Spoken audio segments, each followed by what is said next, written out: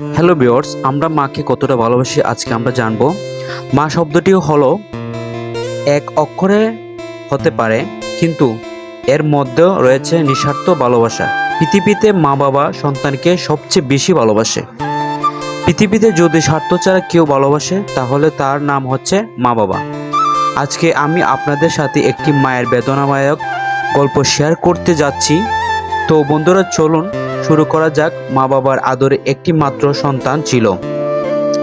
ছেলেটির জন্ম 2 মাস পর তার বাবা মারা যায়। ছেলেটির মা অনেক কষ্ট করে ছেলেকে লালন পালন করতে থাকে। ছেলেটি ছোটবেলায় তার মাকে খুবই ভালোবাসতো। তখন একটু বড় হতে শুরু করছে, তখন মায়ের উপর থেকে ভালোবাসা কমতে শুরু করছে। তারপর ছেলেটি দিন দিন বড় হতে লাগলো। এখন সে স্কুল যেতে পারে।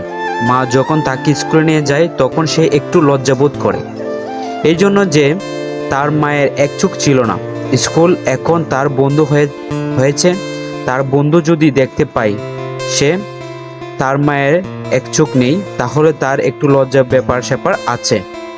এজন্য সে মাকে স্কুলে যেতে নিষেধ করে। মা সব কিছু বুঝে না বুঝে পারে। মা যখন তাকে স্কুলে নিয়ে যায় তখন সে একটু লজ্জাবোধ করে, এই জন্য যে তার মায়ের এক চোখ ছিল না। স্কুল এখন তার বন্ধু হয়ে গেছে। তার বন্ধু যদি দেখতে পাই তার মায়ের একটু চোখ নেই, তাহলে তার অনেক লজ্জাবোধ হবে। যাই হোক, এজন্য তার মা যেতে চায়নি। মা সব কিছু বুঝে না বুঝে তার দান করে, শুধু কান্না করে, মনে সান্ত্বনা করে। ছেলেটি দিন দিন বড় হতে লাগলো। একসময় যুবক পরিণত হলো।